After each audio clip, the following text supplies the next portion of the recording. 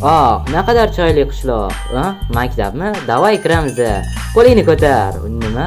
Qishloqlarning tarixi? Yaxshi, men sizlarga hikoya aytib beraman. O'z uylarini har qanday joylarda qurib yashay oladigan Minecraft moblari bu qishloqlar hisoblanadi. Ammo ular bu yerni qanday olishgan, ular qanday kelishgan va boshqa ko'plab sirlar. Bu burni katta do'stlarimiz haqidagi ko'p narsalarni sizga aytib beraman. Yaxshi churvoqalar eshiting, biz boshlayapmiz. Ancha yillar oldin qishloqlar qirolligi deb nomlangan saltanat bo'lar edi va u yerda qirol hammani tinchlantirardi va hamma uni hurmat qilardi. Ularning kattakon zumrad shaxtasi ham bo'lar edi va u yerda o'zlari qazib olib, o'zlarini o'zlari boyitishardi va bir-birlari bilan savdo qilishardi. Ammo bir kuni hammasi o'zgardi. Janorsa, men bularni qilishdan charchab ketdim. Nimasi aytasiz? Biz bularni hammasini ahmoqona qurolga topshiramiz va bechoraga o'xshab uyga qaytib ketamiz. Ref, axir sen qishloqlar boy deganding-ku.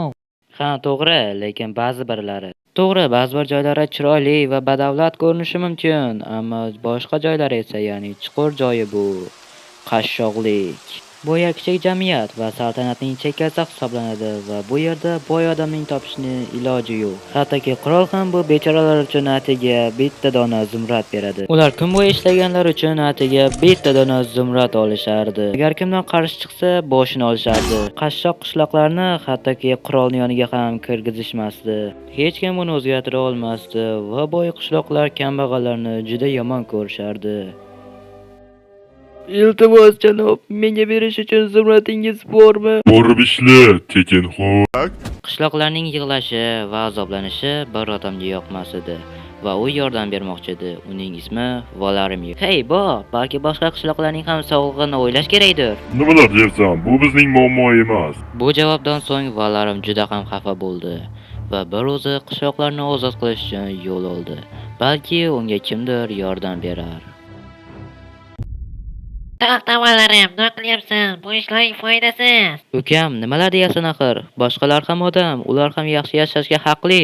Keyin nima bo'ladi? Men bularning hammasiga qarshiman. Pashul qoch yo'limdan, tirranchi. Men boshqa bunday qila olmayman, bro. Noiloj, biz buni har kuni qilishga majburmiz. Xavotir olmanglar yigitlar, menda sizlarni ozod qilish uchun reja bor. Ahmoqsan, Valarimir. Rejalaring ham ahmoq. Hammasini dadamga aytib beraman, keyin seni itarishadi. Tayyormisiz xonimlar? Sizga bir narsani aytishim kerak. Eshitaman, nima demoqchisan? Ahmoq Valarimir hamma qishloqlarni ozod qilmoqchi. Bu tinchla, hammasi nazoratim ostida, hech narsa bo'lmaydi. Ammo u ahmoq. Shoshmang, qaysi biri meni onam? Yo'qol, hozir. Rejasi rosa bo'lgandan so'ng u juda ham xafa bo'ldi va nima qilishni bilmasdan shunchaki Valarimirning rejasini kutib o'tirdi. Rev, qirol ayollar bilan nima qilayotgan edi? Bu haqida so'radi. Qisqasi, Valarimir o'z rejasini amalga oshirish uchun yo'l oldi. Keyin esa u qishloqlardan qirolni yaxshi ko'rishlari haqida so'radi. 99% yo'q dedi. 1% qishloq esa ha dedi.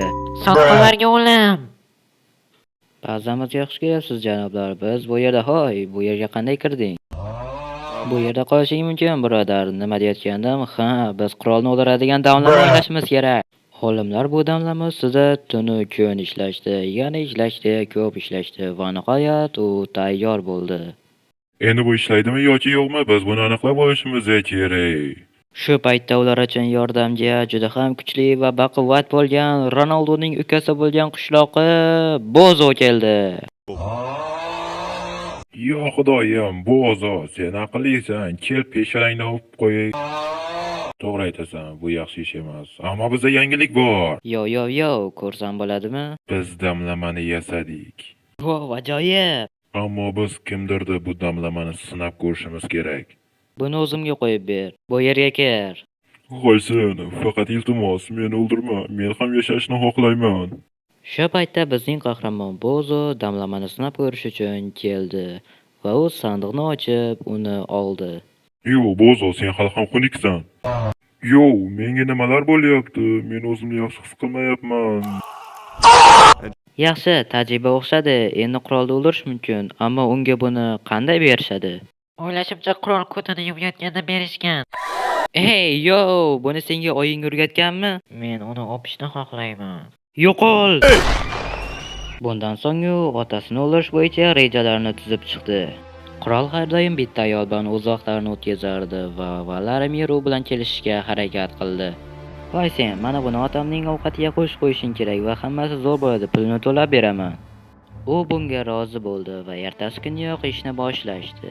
Birinchi bo'lib Vladimir qanaqadir g'alati suratlarni va rasmlarni qo'yib ketdi. Bu narsa uning ukasi qotil ekanligini anglatadi, ammo u shunchaki 9 yoshda edi. Va nihoyat kechasi tushdi va hamma bazm uchun keldi.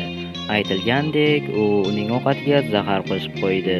Hey qirol, men sen yoqtiradigan pishiriqni tayyorladim. Rahmat, bu juda mazali bo'lsa kerak.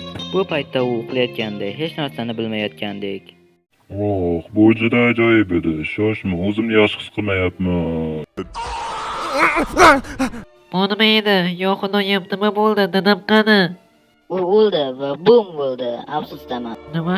Uni kim qildi? Sen qildingmi? Bu sen bo'lishing mumkin, Viktor. Vladimir, nega meni ayblayapsan? O'zingni ahmoq tutma. Hamma dalillarni topdik. Seni yotoqxonangda g'alati suratlar bor edi, seni rejang bor edi.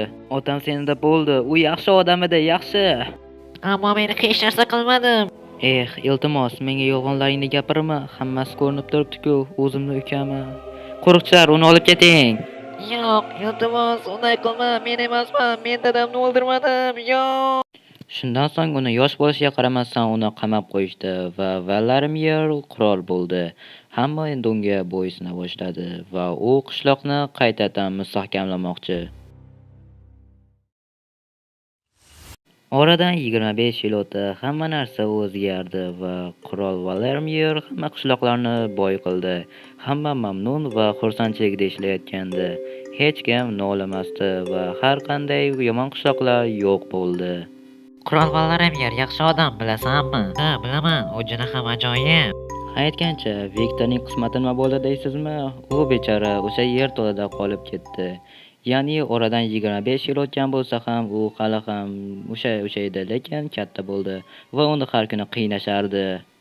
Unga rahmim keldi to'g'risi. U akasini juda ham yomon ko'rar edi, chunki u otasini o'ldirdi va uni aybdor qildi. U qochish yo'lini topishni va uni o'ldirishni xohlardi bu qiynoqlardan keyin. U qamoqda o'tirib o'zining yovuz rejalarini tuzishga boshladi. U uzoq o'yladi va yana uzoq, oxiri u o'ylab topdi. Va nihoyat men tushundim. Qo'y, qaytarib ber. Endi hammasi o'zgaradi. Viktor qo'riqchini o'ldirdi va qamoqxonadan qochib ketdi. Unga yordam beradigan odam izlash uchun yo'lga chiqdi. Yo'q, Kesha, meni ichkariga kirat. Nima? Viktor, qochib ketdingmi? Shunchaki eshikni och. U eshikni buzib kirganini hamma ko'rdi. Yangilikni eshitdingizmi? Viktor qamoqdan qochdi. Bu yangilik tez orada Vladimirga yetib bordi. Nega hamma to'polon qilyapti? Janob Viktor qochib ketdi. Janursan, har qanday qo'riqchi tezroq uni qidirsan, hozirroq. Eshit, Kesha, menga sening yordaming kerak. Lekin nega? Sen bizning sevimli qirolni o'ldirding. Ammo bu sen, Kesha, sen meni otamni o'ldirding va akasiga qancha pul berganini bilaman. Buni qanday bilasan? Men hamma narsani bilaman. Endi menga yashirinishga yordam ber. Yaxshi, tinchlan. Senga qanday yordam beray? Ajoyib, Kesha. Men bu la'nat kiyimda ajoyib turibman, lekin meni hech kim tanimaydi. Xo'p, rejani boshlaymiz unday bo'lsa. Kesha, uydamisan? Hammasi yaxshimi? Yo'qol. Ref, nima bo'laysan? Qirol stressdan tushganmi? Obbo, Jamol, uni olib ket iltimos. I got you, bro. Rahmat, Adushi. Xo'p, ular qasrga kirishdi va Kesha Valerimni chalg'itayotgan paytda Viktor esa sirli xonaga kirib ketdi. U yerda bizning do'stimiz Bozo chiqib qoldi. Kechir, menimcha men boshqa xonaga kirib ketdim. Shoshma, qanday? Shoshma, sen menga yordam bera olasanmi? Rahmat, bro, lekin nega unday qilyapsan? Viktor va nihoyat uning yoniga keldi va uning yonida Kisha turgan edi. Kisha, bu yerdan ket. Yaxshi, bu yoqqa kelchi, Kishaning do'sti. Men shunchaki uning do'sti emasman. Men seni ukangman. Ha, basharangga. Nega bu ishlarni qilding? Sen otamizni o'ldirding. Bu sen eding. Eshit, Viktor, men bu ishlarni qirollik uchun qildim. pashlanayapsan shu gapingga. Sen hamma ishlarni o'zing uchun qiling, faqat o'zing uchun. Qishloqlarda ishlatib boyib ketmoqchi bo'lding. Endi hamma seni yomon ko'radi, yomon ko'radi. Hamma yomon ko'radi. Yo'q, hamma meni yaxshi ko'radi. Oh, rostdanmi? Tashqariga qarachi. Qurolni o'ldir, qurolni o'ldir, qurolni o'ldir. Ular seni yomon ko'rishadi. Sen faqat o'zingni o'ylaysan. Men bunga qancha harakat qildim. Men ular aytgan hamma ishni qildim. Men bunga ancha vaqtimni sarfladim. Men asosiy qurol bo'laman va sen meni to'xtata olmaysan, iflos. Kechir aka. Men bu ishni qilishim kerak. Boshqa imkon qoldirmading. Viktor tezda 3 boshli vizorni qurdi. Bu shunchalik kuchli ediki, qasrni yo'q qilib yuborishi mumkin edi. U kuchli boss edi. Portlash juda qattiq bo'ldi va qasr vayronaga aylandi. Ba'zi bir qishloqlar omon qoldi, ammo ular har xil joylarga, oddiy biyom, cho'l, tayga, qish va savanalarga bo'linib ketdi. Ular endi ozod xalq edi va hech kim ularni boshqara olmas edi. Ba'zi bir guruhlar esa tarqalib ketdi va ular hech narsa qurishmadi. Boshqalari esa dunyo bo'yicha sayohat qilib, savdo yo'llarini ishga tushirishdi. Va nihoyat qishloqlar o'yinchi bilan ko'rishishdi va o'yinchi ularga hech narsa qilmas edi. Hikoyamiz tugadi. Jamol, "Yo, qani u?" Ref, tashqariga chiq. Huh? Oh my god! Let's get lit!